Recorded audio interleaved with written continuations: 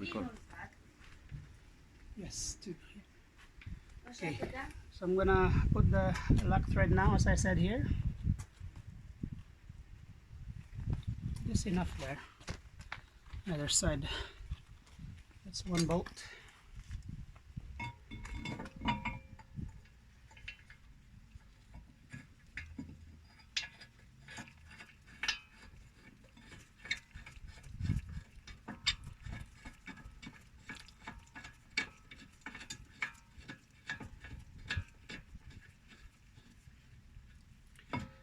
Okay, and the other bolt.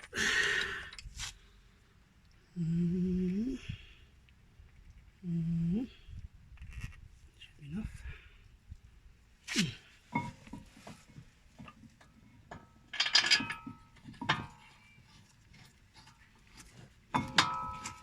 Okay, it's nicely lined up.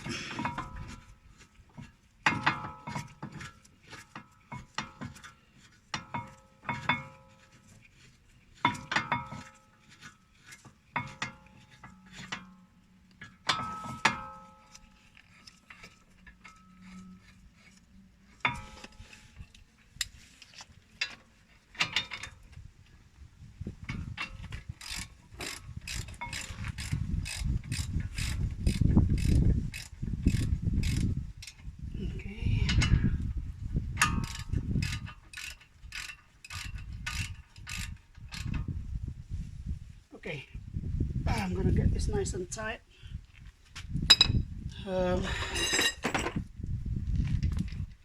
Again, the use of the breaker bar is good, as long as you don't over tighten it, but to the point of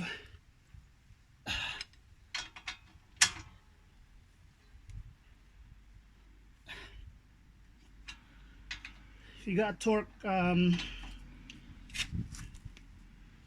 bar, I would say this is about 120 pounds torque, but please check with the specs. But it's tight and that's not gonna move. Okay, so now I'm gonna show you how to rewind back the brake calipers here. Just be careful when you're handling this with the hose. Make sure you don't break it. Let me see what I think that fits fine. Yeah, because this comes in multiple sizes, as you can see. Yeah, so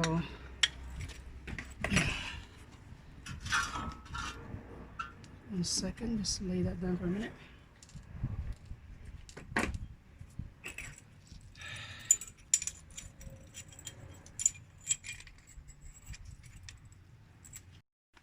So again, just if you see or when you find the right size for your brake, there's two. As you can see, that's been pushed back right in there now, and I'm just cleaning it up a little bit.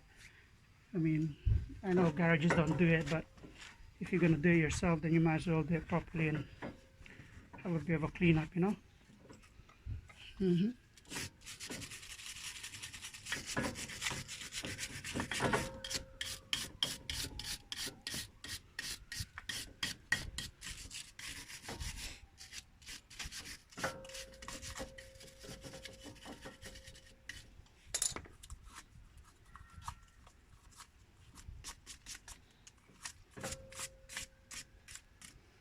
All right, so that's nice. Where's my hook? Put it back on the hook for now.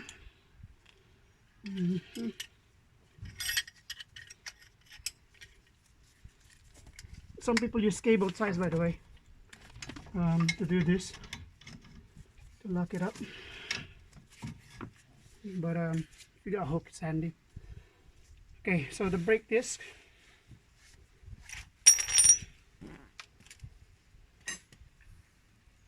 New ones. Yeah, pretty much goes back the same way as you took it out. You can see they've got clips here. to hold them in place. That's it. Yeah. Put a bit of grease on that.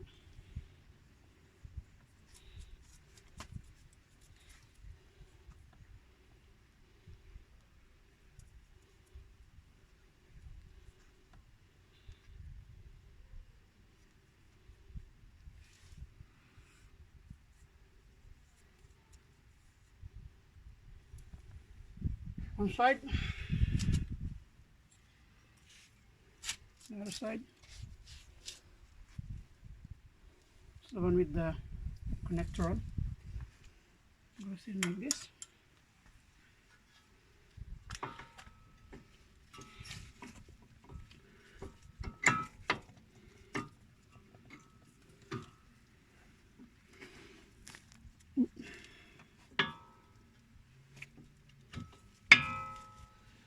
And that's in. Okay, put grease again.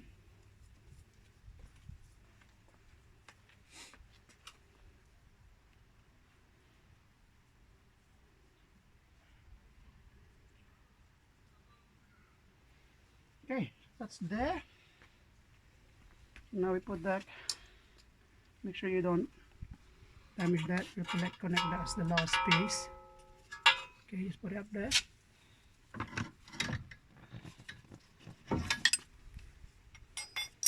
Now we're ready to put in our caliper back in.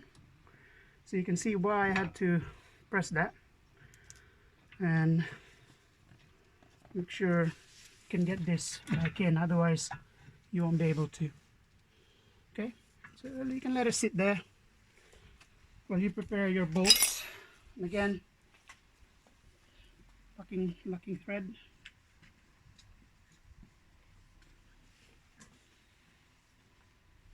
Okay.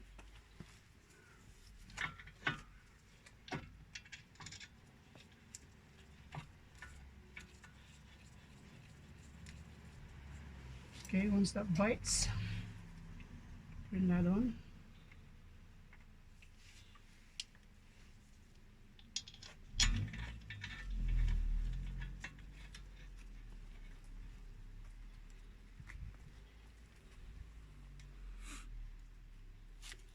So again, we need the 17 and the, where's that one? 13. If I can find it somewhere.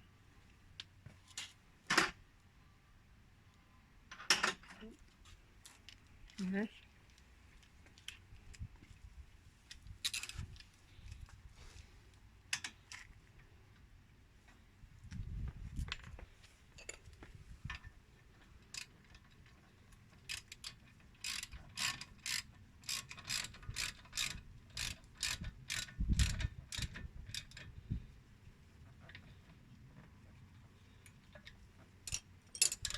Once it's grabbed, you don't need that anymore.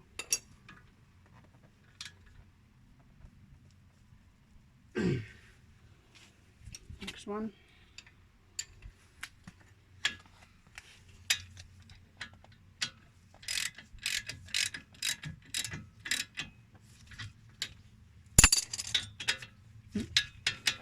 Not yet, see what I mean?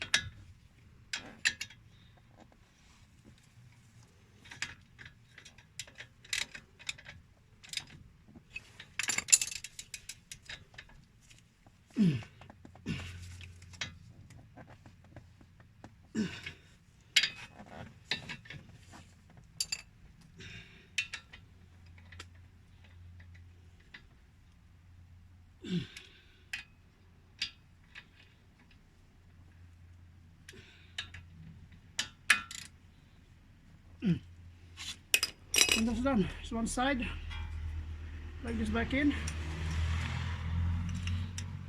You can't put it wrong really, because it's got a shape that will only allow you to put it in a certain way. So okay, done. Okay, so do both sides first before start pumping the brake. And you can see where the level of fluid has gone up, but not enough to cause a spill because I already drained some out. Otherwise it would have spilled all over the engine bay there. Okay, so now we're going to tackle the other side. Alright? Okay guys, just to show you quickly, although the removing and putting back oil is the same as the other side, just to mention, if you didn't know already, that there's only one side with the brake pad sensor connector. So on the right side, driver's side, you don't have that. Okay, the brake pads are just normal brake pads. It doesn't have any sensor on that. It only runs through the one side. So removing it on this side is minus that connector. Okay. Okay guys, so just finish everything now. Just everything's put back, left and right. Last thing to do. So leaving the cap still loose like this, hopefully you won't have any spillage because the level is good enough. What you need to do now is, obviously, before you do anything else, is turn the engine on. So you'll notice that the brake will be more pressed when you first started. So with that open, just pump your brakes with your normal foot, yeah, until you get the resistance. Just keep pumping it until you feel the right resistance for it, and the resistance is quite normal, yeah. And once that's done, you go back.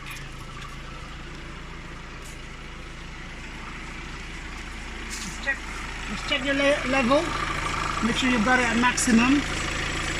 Yeah, that's pretty much bang on actually, so I'm gonna leave that. I don't need to.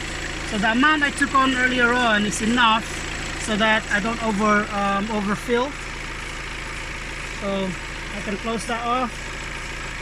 That's now closed, tight, engine clean. Yeah, still pump the brakes. Pump the brakes. Oh yeah, it's a good resistance there.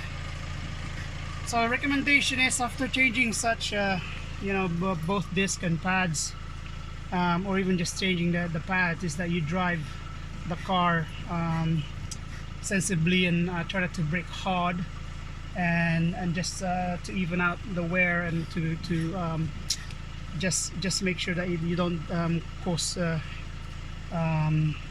too much damage or wear at the first instance. So just drive it sensibly, brake slowly, and try and avoid braking suddenly or hard for the first, I would say, maybe 500 miles or 1,000 miles.